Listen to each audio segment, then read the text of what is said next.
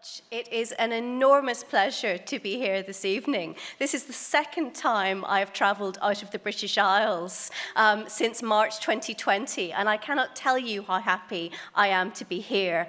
And I look forward to talking to you tonight about the artistic relationship of two artists who had a very close family relationship.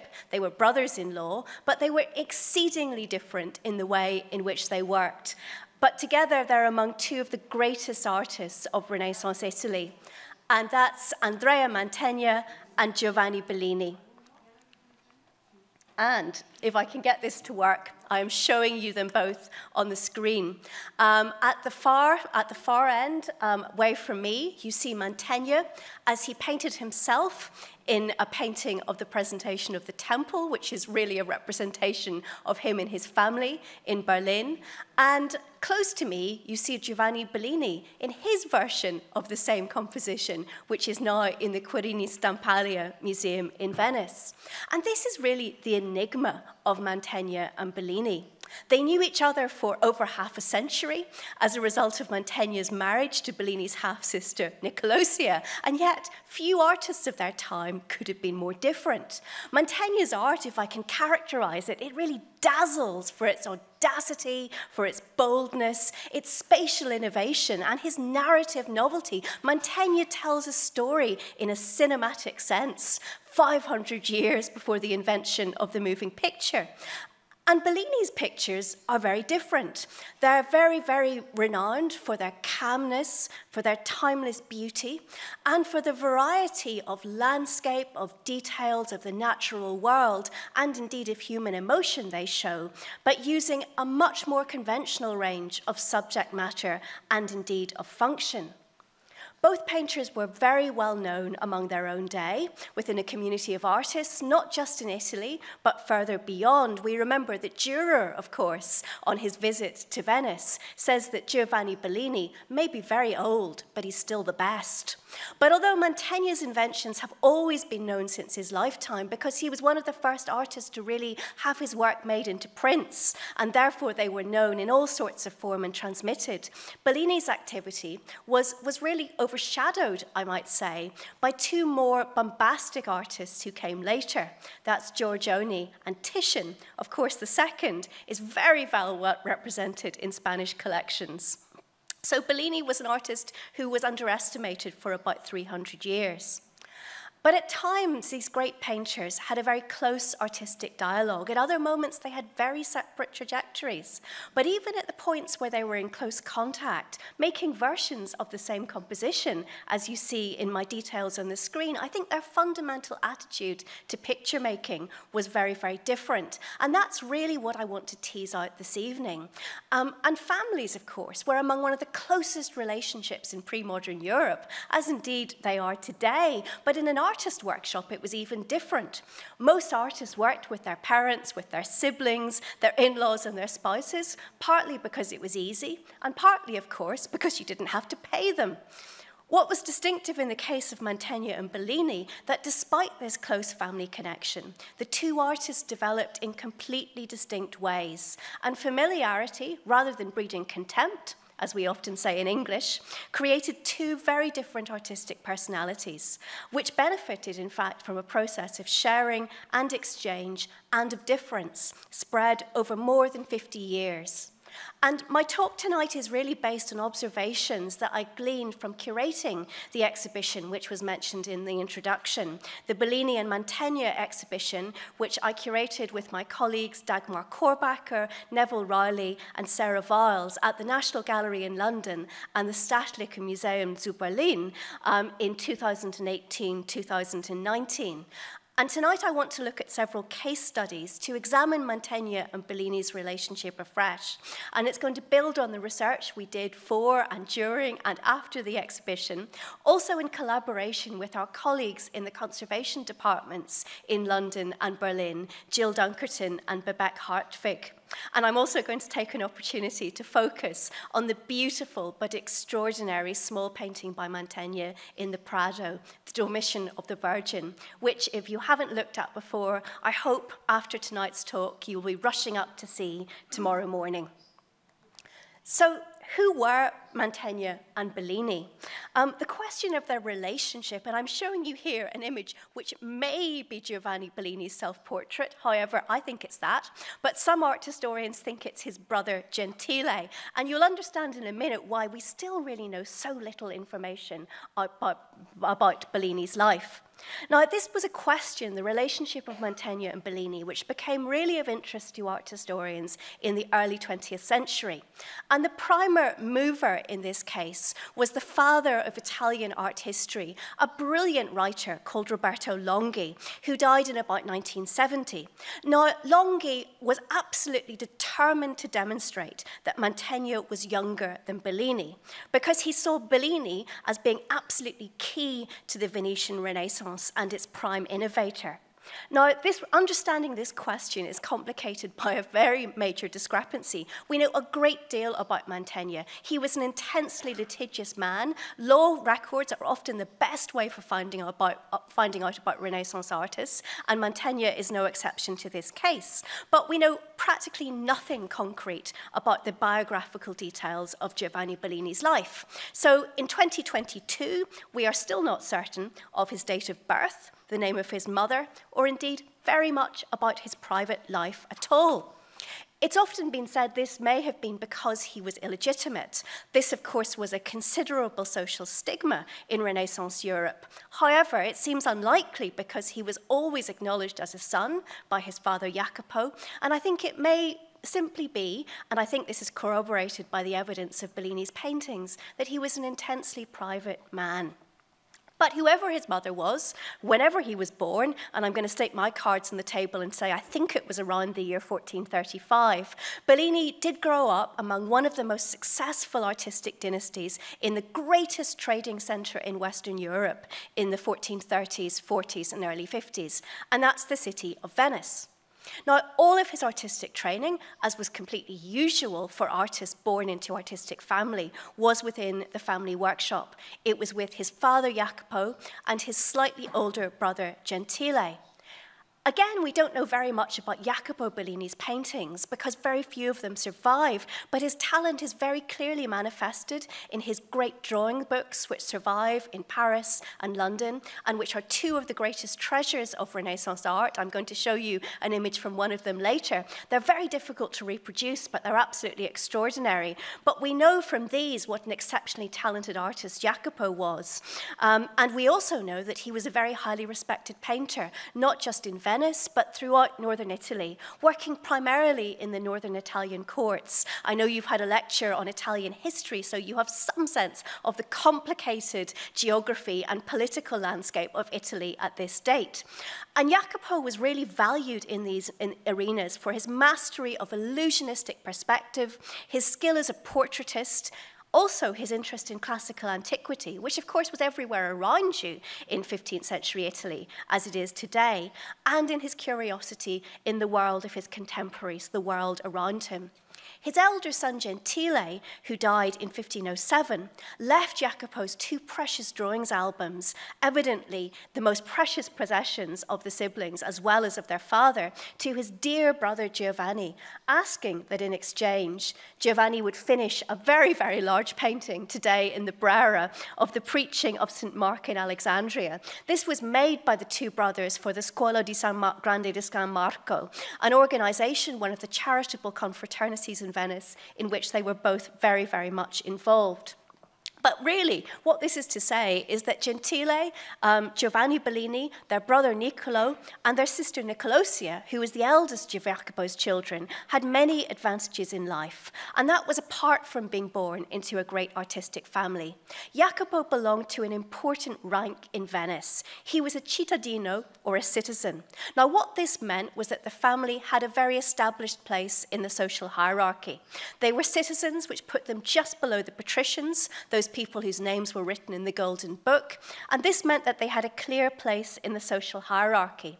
The picture I'm showing you on the screen is a fantastical view of Alexandria in northern Africa, in Egypt. But Gentile, who painted this partly with his brother Giovanni, knew parts of the Eastern Mediterranean intimately. He was sent actually as a diplomat on a famous journey to Constantinople to paint the Ottoman Sultan, Mehmed II, in the late 1470s.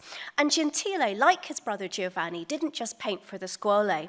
He was the official painter to the Venetian state, spending much of his life working for the Doge's palace, producing extraordinary paintings, sadly, which were totally destroyed by fire in 1577. So although we don't know much about Gentile's work, we do know a lot of Giovanni, because he's been consistently admired by artists. Albrecht Dürer, as I said in 1506, that although he was very old, he was still the best in painting. And since the 19th century, the enthusiastic advocacy of the very influential British critic John Ruskin means that Giovanni's been considered one of the best of early Venetian artists. So Longhi, who I mentioned beginning of this talk about Bellini, went so far to argue that his altarpieces were fundamental for the development, not just of Venetian art, but for all Venetian painting. So that's Giovanni Bellini, in a nutshell, an artist from an established family with every advantages, living in what was, at that point, the greatest trading centre, the greatest commercial centre of Western Europe. And what about Mantegna? I'm showing you Mantegna as he creeps out in an extraordinary self-portrait on the edges of his wonderful fresco commission, the Camera degli Sposi in Mantua. Mantegna entered the world with no real advantages at all. He was born in and around 1431 in a very small village outside Padua in northeastern Italy. His father was not a famous painter, he was a carpenter. And Mantegna seems to have grown up not initially knowing how to read or write. Padua, in contrast to Mantegna's upbringing in the small village of Isola di Cartura, was a very, very famous university. And although students flocked to study there, Mantegna's own upbringing was impoverished and seemingly lacking in any intellectual stimulation. He was an entirely self-made man. That is extraordinary today, but that is even more extraordinary in 15th century Europe, when people's family, their status, their class, if it were, had an awful lot to do with how their lives would pan out.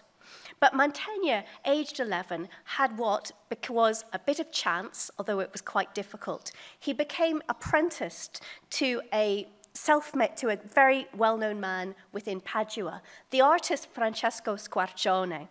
Squarcione was an artist who, this is the only painting by him that actually survives today. It's in the Staatliche Museum in Berlin. His principal talents were not to paint, but in identifying very talented young men who could work for him. And that was the case in Mantegna. Squarcione had what was called an academy in the city of Padua. He had casts and copies of Greek and Roman antiquities. These were reasonably little known in early 15th century Italy. And what Squarcione's training was able to do was to open Mantegna's eyes, literally, to the world around him, to begin to explore the Roman and indeed the Greek inheritance, which was just scattered around the earth of Padua and other cities in northern Italy, and of course, greatest of all, in the Roman capital, Rome. His time with Squarcione was not very happy. It was brutally exploitative, and it was made worse when Mantegna, like many other teenage artists, well, I can think of at least 2 or 3, became one of Squarcione's adopted sons. Now, if Mantegna went into this relationship thinking that he would have the sorts of advantages offered to the Bellini brothers by being part of an artistic family, he was soon and very, very sorely disappointed. Squarcione just wanted him to work for him. He didn't really want anything else. And it's a measure of Mantegna's self-belief and talents that at the age of 17, he took a law case against his adoptive father and won, freeing himself quickly from his control, age 17 in 1448. In the same year, Mantegna signed his earliest surviving work. This is an altarpiece for the Church of Santa Sofia in Padua. It's now destroyed, sadly, but it first brought him to the attention of that very prosperous and intellectual city's literary and artistic elite. Mantegna was a really quick developer. He was incredibly precocious. He'd had to learn quickly because it was his way of getting on in the world. And I think it's not surprising that his talents very quickly came to the attention of Jacopo Bellini in not too distant Venice. Now, today it's possible to get a train from Venice to Padua and be there, if you're really lucky, in about 20 minutes. But in the 15th century, it wasn't too bad. You got in a boat and you could do it within the course of an evening. So Bellini was always very aware of what was going on in Padua, which was really the intellectual capital of the Venetian Republic. And Jacopo's friend, the intellectual Ulisse degli Aliotti, who was also someone connected with Mantegna, probably introduced them. And there's a lot to relate Mantegna to Jacopo Bellini in his early work. Firstly, his use of colour, but most of all in the impact of the field of narrative painting, where Jacopo has made his name and where Mantegna was soon to do so as well. I'm showing you here one of the saddest slides in my presentation. Mantegna made this extraordinary fresco chapel in Padua when he was a very young man in the church of the Eremitani. It's the chapel of the Ovitari family. Some of you may have visited it and seen its fragments. It was largely destroyed by Allied bombing in 1944, but we know from the fragments are there and the photographs and indeed Mantegna's preparatory drawings which survive, how exceptional it was. He tried out all these things which he had seen in the paintings of people like Jacopo Bellini, and also he was developing himself, foreshortening, illusionism, putting figures into cityscapes which seemed both ancient and modern at the same time. It was an absolutely sensational work of art.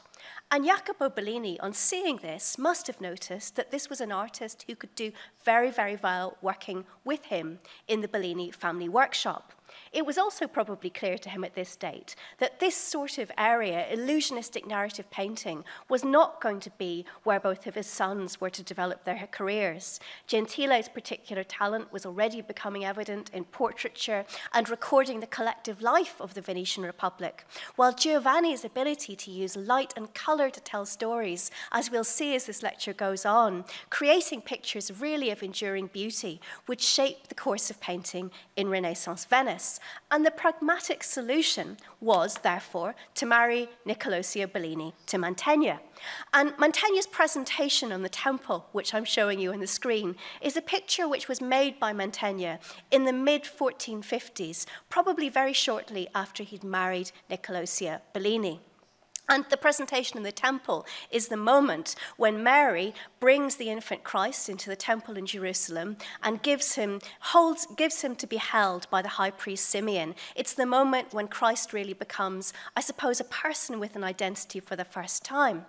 And what's extraordinary about Mantegna's painting is that he puts himself, he's the character close to me, just peeking out behind Simeon at the edge of the picture, and his wife into the work. Now, Niccolò may be the Virgin, or she may be the woman at the far end of the picture, at the far left, opposite Mantegna, but they're definitely here, and this is a painting, really, of their marriage. Now, the solution from Jacopo Bellini's point of view was a very good one. With this marriage, Mantegna's exceptional talents would be safe within the Bellini family fold, rather than being a potential threat. And marrying a daughter to a talented young man was very, very common practice among the artists and artisans of Renaissance Europe. And indeed, it was one adopted too by the Bellini family's greatest rivals, the Vivarini, who married an important German artist who came to work to them into their family. For Mantegna, this proposition was also an attractive offer. It gave him much more access to the art market for Venice, and he must have seen it in this way very pragmatically, because marriages at this time were not about love. They were generally about business. It would also have given him access to the courts of northeastern Italy, where Jacopo had often worked, offering many more opportunities for patronage, in short, than intellectual Padua or nearby Verona. And possibly, if he were to become a Venetian citizen, he would also be able to get work from the Venetian state. So we have quite a clear sense about what Mantegna might have thought about this. We have no idea what Nicosia Bellini's point of view was. And that, of course, is very common at this date when women are completely hidden from the historical record. She had no opportunity to state her views, at least not in any form that could be recorded. But we can guess that the marriage was probably reasonably successful. At least it provided male children, which was the goal of marriage generally at this point, and Mantegna didn't remarry when he became widowed. But in terms of its artistic goals, it did not achieve its purpose, because in 1460, just a few years after the wedding, Mantegna moved with his family from Padua to Mantua to accept the position of court painter to the Marquis of Mantua, and he spent the rest of his career there in that very, very beautiful but quite small and isolated city, working for successive generations of the Gonzaga family on whatever subject or whim took them. What was good about this was that Mantegna was freed from any form of competition. He was able to develop on his own terms his talent and his passion for animating, in, as I've said, a proto-cinematic sense, the erudite worlds of Greek and Rome and early Christian history, and make them believable to people who looked at them. I think perhaps the most extraordinary of Mantegna's achievements in this form is the painted room in the castle of Mantua. If you haven't had a chance to visit it, do, now that it's possible to travel. Here you're taken in this tiny space into all the dreams, thoughts, reality and history of the Gonzaga family, their connections across Europe and also to the world beyond through the brilliance of their illusionistic painter. His other great success in Mantua was the cycle of pictures which really made his posthumous name. These are the 12 Triumphs of Caesar, painted very towards the end of his career in the 1480s. They are famous throughout Europe because in the 17th century, they were bought by Charles I of England. They were also much copied in Mantegna's day and in prints. And I think every artist who was interested in telling Roman history from the 15th to the 18th century, and because this was the heart of the academic canon, this was frankly most of them, knew or were impacted on by Mantegna's triumphs. They are really an extraordinary, successful work, the fruit of his long interest and studies, erudite studies into Roman history, but also of the way in which he was able to tell pictorial stories through action. Mantegna really manages to bring the very dry lines, and they're sometimes exceedingly dry, of humanist history to exuberant life, as these works show. He was not, however, a rival to the Bellinis, even though they weren't working together, because his talent and work was developing, despite the marriage, along very, very separate and different lines. But both Andrea Mantegna and Giovanni Bellini on occasions did change how they worked in really interesting ways, and this seems to have been in response to each other. This is much more obvious in the case of Bellini, who was only able to find a distinct artistic voice, one that was different from his father and his brother, from actually, in the first instance, as we'll see, from copying Mantegna. And in the 1450s, which was the formative decade of Giovanni Bellini's career, when he was probably quite a lot in Padua with his brother, his father, and also his brother-in-law Mantegna, there was considerable contact and connection between them. And although there's very little documentary evidence from that, we can see it in their art. In the early 1450s, Giovanni and Gentile Bellini were very, very much in Padua. They were working on a very large commission for the former military commander of the city, who goes beyond the extraordinary name of the honeyed cat, gatta melata in Italian. And they were painting an altarpiece for his memorial chapel in Padua's most important church, the Santo. Now, sadly, the altarpiece has all gone except for the predella panels, those narrative stories along the bottom register of the painting. And I'm showing you one of these here, the crucifixion, which is today in the Museo Curator in Venice. What's really interesting about these predella panels is that you can see the separate artistic personalities of Jacopo and his two sons in them. The crucifixion here, the figure of on cross, and also the man, the soldier who's kneeling at the foot of this. These do seem quite possibly to be the earliest work of Giovanni Bellini, but within a small painting that was also authored by his father. Now, the first signs of Giovanni developing as an independent artistic personality are in works that were made very much under the influence of Mantegna. And Mantegna was also very much impacted by his new close connection with the Bellini family, because the most important part of his marriage, artistically, and probably brutally the most important part of his marriage per se, was his access to Jacopo Bellini's extraordinary drawing books. Now, I'm showing you a page from one of the two books. I have to apologize for this image. It's incredibly difficult to see. And that's because Jacopo Bellini worked on these with chalk, which has become faded, really, really badly faded over the years. To look at them properly, you've got to go on the British Museum website or the website of the Musée du Louvre in Paris. And then you will see, as you scroll through these pages on this screen, these extraordinary artistic fantasies and ideas that Jacopo put in his books. He copied Roman antiquities that he knew. He came up with ideas for common subjects, such as the agony of the garden, which if your eyes are exceedingly good, you might be able to work out some of the lineaments of here, and also stories from classical history as well. They're incredible works of art. And in these books, you really get the sense of a unique artistic personality, and that's what Mantegna wanted access to. Now, this image, difficult though it is for you to see it, shows the agony in the garden, or more specifically, it shows a rock in the center on which the figure of Christ is praying. That's supposedly the Mount of Olives, where Christ went near the Garden of Gethsemane to pray and to wait before Judas came with the Roman soldiers who were to betray him. And what I want to talk about now is Mantegna and Bellini's two depictions of this subject, both derived from Jacopo, but very different in their own ways. And these pictures normally hang side by side on the National Gallery's walls in London, as they have done since 1893. And they were one of the main reasons for developing the Mantegna and Bellini exhibition project that we did in London and Berlin 3 and 4 years ago. So I'm showing you here Mantegna's Agony. This is the first of the two works, painted in Padua in the 1450s. It's a highly personal painting, and it seems to reflect Mantegna's interests as much as those of his patron, who we don't know who it was, but it must have been someone very, very intellectual, and probably a humanist theologian who was interested in Greek and Roman antiquity, but also in really understanding the history and the archaeology of the Bible. The picture is very, very rich in complexity and in details, but in its scale, it's really surprisingly small. It's about 63 by 80 centimeters.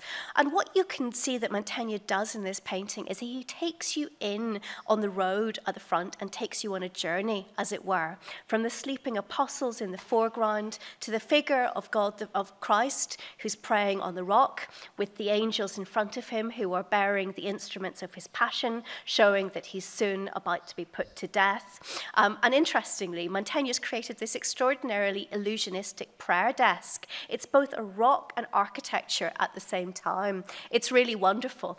This is a characteristic he develops, and it's truly a spectacular thing about his work.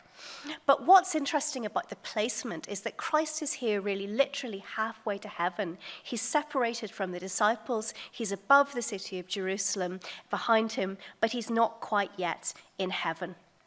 And if you look carefully, you can see a procession that's making its way from the city in the background to the figure of Christ. And that's Judas, the treacherous Judas, and the Roman soldiers who are about to take Christ away to his doom. Behind them is the city of Jerusalem. And this is at once the heavenly city, as described in the book of Revelations by St. John the Divine, and a real one. The ideal, I think, is implicit in the combination, and you may be able to see if your eyes are very good, of Christian, of Muslim, and of ancient Roman motifs in the architecture of the city. You can see, for instance, Church Campanile, you can see the Islamic crescent, and you can also see structures that resemble the Colosseum and Trajan's column. But the actual is also implied in this painting. If you look at the wall of the city, you'll be able to see that the brickwork has been repaired. And a really interesting detail. Perhaps this is an allusion to the consistent destruction of Jerusalem, both before and after the birth of Christ. And this is one of the very earliest examples of Mantegna's very characteristic passion for creating archaeologically accurate images of the ancient world. Now, while he was, and here's a detail showing you this, I particularly love the wall and the way it's been mended with this mortar, so that you can see there are different colors of the brick in its back. So while Mantegna was working on this, he also undertook a really substantial, large commission, and that was for the Benedictine monastery of San Zeno in Verona. This was at the instigation of the Fundation's abbot, a very learned Venetian nobleman called Gregorio Correr. This is the St. Zeno altarpiece, which is still in situ, marvelous to see still in the church it was made for. The predella panels, I'm afraid, were taken away by Napoleon, and the one I particularly want you to look at is the Agony in the Garden, again, which is in the Museo des Beaux-Arts in Tours. It's unfortunately not able ever to be lent because of the conditions of its gift, so you have to go to Tours to look at it. But there seems to be, interestingly, much greater expressive connection in this painting between the landscape and the figures than you often see in Mantegna's work. And if you look carefully, you can see that the clouds have been organized to draw attention to the vanishing point from which the sun is beginning to rise at the back of the landscape. And this use of land and skyscape to try and provoke a very personal and emotional response from the viewer is one of the salient features of Giovanni Bellini's work. And this seems to have been the first time that Mantegna takes something from his much younger brother-in-law and does something else with it. But just to make things even more complicated, at the same time that Mantegna is working on these two agonies, Bellini is doing his own version, which seems at the first instance to be almost a copy of Mantegna's. In some ways, it's quite a clumsy painting, certainly in comparison to Mantegna's virtuosity. You can see it's also much bigger. Bellini has taken the figures of Mantegna's composition and put them in a much more expansive landscape. He was also a much more clumsy artist at this date, and perhaps you can see this in the comparison of the underdrawing. On the left-hand side, you see Mantegna's underdrawing of the figure of Christ. If you look, you can see that he makes changes as he's going on. In contrast, Bellini's underdrawing is very schematic. He knew what he was doing and he did it. There are no changes at all. And my colleague Jill Dunkerton thinks this is really an example of how Mantegna was able to really invent and to improvise at this point. Bellini was still learning and he hadn't quite got to that stage. But they've worked in very similar methods. They both made their underdrawing in brush and a liquid brush black media, and they did this directly onto prepared gesso panels. Another comparison, if I can go back to it, I think also shows a sort of subtle difference. And this is about the foreshortening. Mantegna was an absolute master of foreshortening. If any of you have tried to draw or paint, you will know how difficult it is to achieve. Mantegna makes it look as if it was incredibly easy. But when you look at Bellini's painting on the right, you can see that it's a much more complicated thing to do. Bellini has tried to do a foreshortened figure, sleeping figure, at the bottom of his painting, like Mantegna. But although it seems to be convincing, it hasn't worked quite as well. And one thing I would like to point out, and when you come to London and see the two paintings together, get very close and look at the teeth. Mantegna has painted every tooth in the saint's upper mouth and every hair in his moustache and his beard, whereas Bellini does this in a much more schematic way. And here is another really extraordinary detail. When we were doing the technical study for the exhibition, we looked closely at all the paintings and works on paper that were going to be into it. And when we looked at the two agonies in London, we realized that there are rocks at the bottom, but they're done in very different ways. Mantegna seems to have taken a paintbrush, and rather like you would have a toothbrush and put water on it, he flicked paint with his brush just straight onto the painted surface, and that was a rock. He just did that immediately. It's incredible. Bellini, however, had to paint them individually, and so he never used this technique again. He tried it, but he couldn't quite work it out. And I'm showing you now the two paintings side by side, so you really get a sense of the discrepancy and the difference of the scale. Mantegna's painting is on the right, and on the left, and Bellini's is on the right. And on the wall, it's immediately apparent that Bellini's work is about a third larger than Mantegna's. And he's taken the miniaturist scale of Mantegna's agony and enlarged it onto a far larger landscape. And while Mantegna focuses on incredible details, such as the lime wash I pointed out on the city wall, or the rabbits who are frolicking on the hillock where Christ is praying, or indeed the lovely egrets beautifully observed in the bottom right-hand corner, Bellini's painting is about landscape. It's expansive, and the figures are widely separated and spread out. I think the forms of the earth in this painting are also meandering.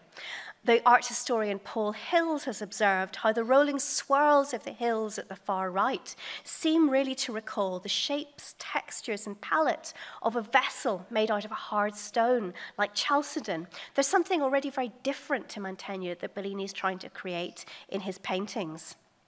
Everything also in Bellini's painting, I think, shows quite organic. Even the man-made objects, from the picket fence in the right-hand corner to the bridge that grows from the living rock to cross the torrent in the middle distance, they seem as if they've always been there. But the most important change that Bellini made in comparison to Mantegna was to make his figures really integral to the landscape. They mirror and they complement its forms. So for instance, you can see that the sleeping disciples are echoing the hill that's crowned with buildings behind them.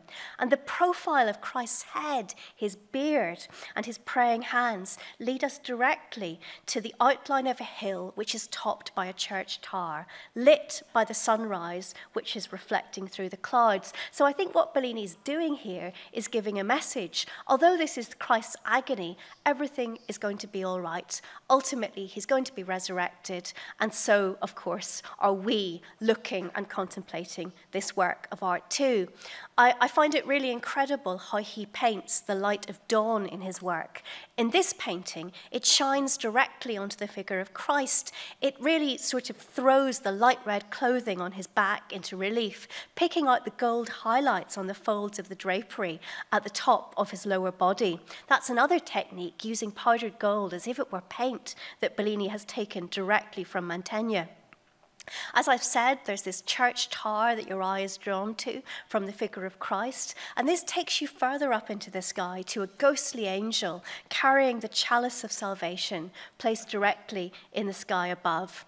So unlike Mantegna, Bellini has not tried to depict the Holy Land in a way that was meant to be convincing. He's done something that might even be more radical, and which was in tune with the most innovative theological trends of his day, the so-called devotio moderna, which emphasized placing yourself into a scene from Christ's own life. So he's placed the agony of Christ, and by implication his salvation, in the world that he and his contemporaries inhabited. Now, Bellini didn't just come up with this himself. He did manage to use landscape so that it became not just an element of painting, but the feature that conveyed the principal meaning of its works. And part of this he learnt from the Netherlandish paintings he was able to see in Venice. This is Dirk Bouts' entombment, now in the National Gallery in London, but which we're pretty certain was made for a Venetian patron. And here you can see that Christ's body has been put within the wider context of the Northern European countryside. There's a rocky outcrop, and this contrasts with rolling hills and deciduous trees and farmland. So Bellini's career, during his lifetime, there really was an appreciation of the special nature of his landscapes. It led to the development, I think, of the first true landscape painting, in which Bellini was able to indulge his desire, as his friend the humanist Pietro Bembo put it, to wander at will within painting, creating far vistas and fantasies which take you far away from the painted surface you're looking at. And these delighted his contemporaries, even if the subjects, such such as the work I'm showing you the screen here, St. Jerome praying, were very, very conventional. And these were Bellini's response to the Venetian market where he worked, where paesi or landscapes were valued by discerning collectors. And I think such paintings had an impact over many years on Mantegna. We've seen how he adapted the skyscape in his San Zeno, Agony in the Garden, to Giovanni Bellini's work. And throughout his career, on certain occasions, dependent on patronage, he makes a number of paintings which are very, very Bellinian. And just as Mantegna was recognized by Bellini as a brilliant creator of intellectual landscapes, it's clear from the visual evidence that Mantegna admired and sometimes emulated his brother-in-law's singular and signature combination of light and landscape to give meaning. Here is a small painting painted by Mantegna in the 1490s for his patroness Isabella d'Este, the very, very demanding young wife of the new Marquis of Mantua. Now, it shows holy figures set in the sort of constructed landscape that Isabella at this date was hoping to receive from Bellini, but which, because he didn't have to paint, he wasn't a court painter, he never produced. But the question of landscape is really pertinent to one of the most beautiful Italian paintings in Spain, and that's the tiny Dormition of the Virgin up in the galleries upstairs. The painting came to the Prado in 1829, and it was probably, although not conclusively, painted for the chapel in the castle of Mantua, which already in 1459, the date of this work, was being made to Mantegna's specifications. Now, the subject is the moment when the Virgin's soul departs her body. She's lying on a bier in the company of the 11 remaining apostles, and you can see in their various expressions and movements the way in which they are articulating their grief. The setting is in a vaulted interior. The Prado painting, as you probably know, has been cut down. There's a tiny fragment representing the soul of the Virgin already risen into heaven in the Pinacoteca Nazionale in Ferrara. But what's really interesting here is that the modulation of the space is very much indebted to Jacopo Bellini with this use of the window frame to frame the picture. But the most remarkable feature of all, I think, is the landscape. The arch that opens up behind the Virgin and her companions is looking onto a lake. And this is no idealized location, but it's the lagoon of Mantua itself, as it would be seen from the castle, and where you can still see it if you visit today. And we're meant to be imagining that Mary's Dormition is happening not in Jerusalem, but it takes place in the very castle itself. And Mantegna's view of the bridge over the water and the boats powered by oars, which are slowly making their way across the limpid water, is exceptionally beautiful, as are the reflections of the bridge itself. And the elegiac feel of the landscape and the soft quality of the light really does make you think of Giovanni Bellini. But the desire to show an actual landscape would have been antithetical to Bellini. He would never have been quite so literal, though Mantegna was much happier with using actual places and spaces and always interested in creating a distinct sense of place, from the Ovitari Chapel in Padua to the extraordinarily bizarre meeting of the Gonzaga family in the Camera degli Sposi. This was a meeting between the Gonzaga Duke and his two sons. It was meant to have taken place in 1462 at a very dull settlement called Bozzolo on the plains of Lombardy. So Mantegna decides it's much more interesting and symbolic to put it in front of an idealized view of Rome. Very convincing, although it's totally inaccurate. It was done to draw attention to the Gonzaga family's connections to the papacy. But in the Dormition, we see a painting exactly that is really painting by Mantegna, but is much more in the mode of Giovanni Bellini. And another very Bellinian work by Mantegna is one which comes much later. It's this picture on the screen of the suffering Redeemer, Christ as the suffering Redeemer, now in Copenhagen. There are many good reasons to visit Copenhagen: the food, the architecture, the beauty, but one of them is to see this picture, which is possibly one of the best preserved Italian Renaissance paintings of the Quattrocento, anyone in the world. It was probably made in Mantua for a Mantuan patron, perhaps from the Valenti family, from whose descendants it's passed to the Danish king in 1763. It was painted in the mid-1490s and on tempera. And interestingly, although Bellini soon adopted oil paint as something which gave him much more possibilities in terms of glaze, of saturation, of subtle differences, Mantegna was very happy to use the ostensibly much less flexible tempera which bound pigments in egg yolk until the rest of his life. But he's able, because he's such a master, to make this seem the most natural thing of all. Now, this painting shows Christ with his wounds from his crucifixion. You can see the two on his hands, the two on his feet, and the one on his proper right side when the spear was stuck into him. He's placed on a marvelous porphyry tomb.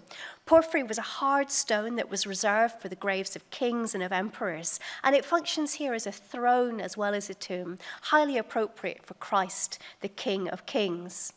There's a very sort of balletic gesture between the two angels who are supporting Christ through his fabric and his heavy body. They really show that he is dead. But what is also amazing about Mantegna's painting is that we are seeing Christ at the moment just before his resurrection, when his body is turning from death to light. His feet are white as marble. They're very similar in colour to the shift that colours his legs. But his arms, if you look carefully, are beginning to pulse with life. You can see the veins standing out strongly on his chest, and his face is turning a rather ruddy and healthy pinkish colour, although his upturned eyes still denote his suffering. Behind in the natural world, we see that dawn is rising, and this is mirroring the changes that are happening in Christ's body. The sky beyond him is multicolored. It's suffused with the most glorious light, with yellows and pinks which are reflected in the clouds. And we can see the crosses behind on the hill on which Christ and his companions were died. But also, we can see life returning in the world, in the actions of the people who are populating this landscape. I'm showing you a screen of detail of the masons who are already busy at work in the quarry behind the body of Christ. One is just finishing a sculpture. I think this is meant to be Mantegna giving another sort of little allusion to the life that is just becoming in the body of Christ at the center of his painting. And also, on the other side of the picture, you can see farmhands and shepherds yawning and stretching as they rise from their earthly bed to start the day. And also the figures of the two Marys who are scurrying through the cold landscape to get towards the tomb and the dead body that they are expecting to find. So Mantegna's painting is a graphic, colourful, light-filled representation of the resurrection. It's also one of the very strongest echoes of Bellini's impact of his brother-in-law, many, many years after they'd been in regular or direct artistic contact. And throughout their lives, there would have been very constant comings and goings between the Mantegna family in Mantua and their Bellini relatives in Venice. As Western Europe's most important commercial centre, Mantegna, like most of his contemporaries, got his paints shipped from Venice. And Mantegna's patrons, the Gonzaga Marquises of Mantua, were within the Venetian sphere of influence, and Francesco, his last lord, acted as commander of the Venetian forces, indeed, for 9 years. But I'm not showing you Francesca. I'm showing you his very difficult, very determined, very impressive wife, Isabella d'Este, in a drawing by Leonardo that's now in the Louvre. Isabella had a deep interest in the arts, and despite this, she was a very difficult cross for the elderly Mantegna to bear. She was always seeking work for him, but it always had to follow her rules, not his. Something else she was desperate to achieve was a work by his Venetian brother-in-law. And if you read the correspondence which went on for many, many years between the Marchioness and her Venetian agents, you are struck by the difference in lives between Bellini and Mantegna. Bellini was a Venetian citizen. He could essentially do what he wanted, and he was free to choose whether or not to work for the Marchioness, whereas Mantegna in Mantua was bound to do, at least to try to obey, the precepts of his patron. And in the early 16th century, as Mantegna ailed and suffered not just from illness, but from debt, Isabella relentlessly pursued Bellini for a painting which she wanted to be hung next to the work of Mantegna in her private rooms in the ducal palace. And firstly, she said she only wanted a subject of her choosing, but Bellini refused. firstly courteously, then repeatedly and increasingly rudely, to make the sort of allegorical painting that the Marchioness loved and in which Mantegna excelled. And as her correspondent, the somewhat desperate by this point Venetian art collector Michele Vianello wrote in June 1501, he was eager not to offend the Marchioness, but he also needed to get his point of view across.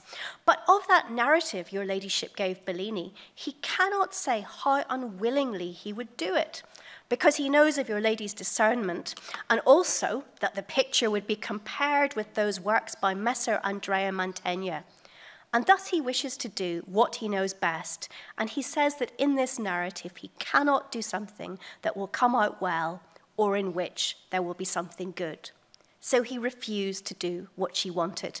And in 1506, after 10 years of negotiation, Isabella was still waiting for her picture. Bellini certainly held out with admirable firmness, and eventually Isabella, not someone to take no for an answer, was forced to settle for exactly the sort of painting she had disparaged, a picture of the Nativity. And I haven't got one here, but here's the Virgin and Child, and this is the sort of stock painting that Bellini spent his career doing, and this was exactly what Isabella didn't want. She wanted a subject more like this, the Sacred Allegory, or these allegories made by Bellini to be put into furniture in Venice, but he didn't do this type of work often, and he certainly didn't want to do anything that would be compared to the work of Mantegna. Bellini was actually very interested in classical antiquity, but he wasn't interested in the sort of things that really excited Mantegna. Instead, he was interested in how classical authors had thought about what he called tonal painting. That's the careful subtlety and exploitation of tones and glazes in painting. And this was enhanced by his careful study of Pliny's Natural History, a Roman text which was much examined by 15th and 16th century Italian thinkers. And he was also interested in a more poetic idea, that is, I suppose, the poetics of painting, an idea that comes from the ancient world, that painting had a status which was as intellectual and as important as art forms that were written, and in particular poetry. This was a position that Giovanni Bellini developed in paintings such as the Pietà from the Brera, or the Madonna of the Meadow here from London. And it's a very different take on the classical world than that developed by Mantegna, and it's one that Giorgione and Titian, of course, in the next century, were very much to make their own. And I think you can also see an awareness of classical poetry and its often elegiac and pastoral mood in many of Bellini's religious paintings, such as the incredible St. Francis in the Frick collection in New York, or indeed in altarpieces, such as that for San Giovanni Crisostomo, or a very, very rare painting of a biblical historical painting, The Drunkenness of Noah, today in the museum in Besançon in eastern France. But really what I'm showing you is that Bellini and Mantegna's attitude to antiquity was very, very different, as indeed was pretty much everything else in their life and work. But after Mantegna's lingering decline and death, Bellini's position changed. When Mantegna died in 1507, in great debt and in great suffering, one of the works that was found in Mantegna's studio was a canvas inaugurating the cult of the goddess Cybele in Rome in the year 204 before Christ. This painting is today in the National Gallery in London, and it's a subject of utterly stunning obscurity. Never before or since has it been the subject of a painting that I or any other art historian is aware of. So I'll explain it to you briefly. According to the Roman writers, Livy, Ovid, and Appian, and indeed to the Sibylline books of prophecy, consulted by the Roman authorities in the year 204 BC, they had recommended, the Sibylline prophecies had recommended, the introduction of Cybele, the earth goddess, whose cult was based in Asia Minor, therefore in modern Turkey, into the most virtuous man in Rome. And if this were to happen, Rome would be victorious in the Punic Wars against her long-standing enemy, the Carthaginians. paintings. Now, how on earth was this going to happen? How could you introduce a goddess from Asia Minor to a man in Rome? And it happens because Cybele, represented here as a spherical stone carried on a litter, apparently she'd fallen from the heavens to earth in the form of a meteor, is taken into the city on Rome. And she's being presented to Publius Scipio Cornelius Nasica. He's the kneeling, long-haired youth in Mantegna's painting, who was deemed, according to Livy, the worthiest man in Rome. And as a result, he was chosen to host the goddess on her arrival before a temple was built for her. Now, this improbable subject was very important to Francesco Cornaro, the Venetian nobleman who had commissioned it from Mantegna, obtaining permission, of course, from the Marquis of Mantua beforehand. And this was because Cornaro's family claimed to be descended from Publius Scipio. And Mantegna's painting was one of 4 canvases that Cornaro envisaged to be placed in a room in his palace on the upper levels of this space as friezes in the Palazzo Corner in Venice. And it's painted in a manner that Mantegna made his own to imitate sculpture in paint, called grisaille. And you'll see that using the basic colors of black and white, Mantegna has really skillfully executed a relief, and it looks like a 3-dimensional carving, but it was done in the 2-dimensional media of paint on canvas. His fictional carving of the arrival of Cybele in Rome is set against a brilliant red-orange stone, which mimics cameos, those tiny sculptures made from carving semi-precious stones, which were much admired by collectors of the 15th century. For instance, in Lorenzo de' Medici's inventory of 1492, the most valued objects are his cameos, not his paintings. So in this picture, Mantegna is trying to demonstrate, and I think really succeeding, the superiority on his terms of painting to sculpture. Cybele is a completed and marvelous work, but there is no sign of the 4 other canvases, the 3 other canvases that Mantegna was supposed to work. And this is probably because his death happened in the middle of a dispute with Francesco Cornaro. Mantegna was asking to be paid for more than had been agreed.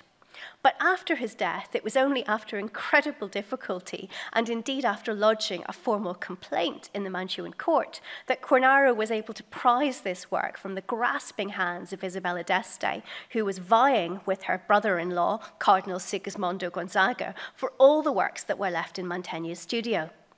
So Cornaro got 1 work, but he wanted 4.